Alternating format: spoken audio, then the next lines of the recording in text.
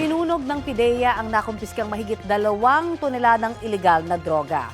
Mula sa 13 Martires, Cavite, may ulat on the spot si Jonathan Andal. Jonathan? Connie, dito sa malaking incinerator sa likod ko, sinusunog ngayon ng PIDEA yung mahigit 5 bilyong pisong halaga ng mga droga. Karamihan sa mga sinunog ay marijuana, shabu, ecstasy, cocaine, pati na yung mga expired na gamot na sinurrender sa PIDEA.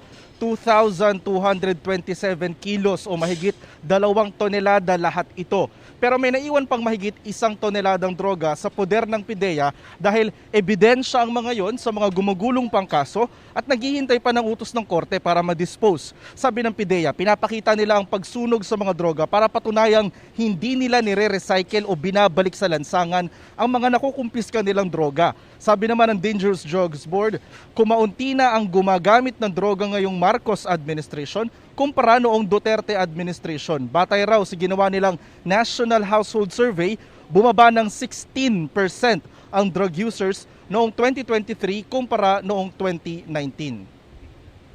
Connie, sabi ng PIDEA, isa rin sa minomonitor nila ngayon sa kampanya kontra illegal na droga ay yung mga social media posts ng mga kabataan na nagpo-post na gumagamit sila ng chonke o yung tinatawag na marijuana. Yan muna ang latest mula rito sa 13 Martires sa Cavite.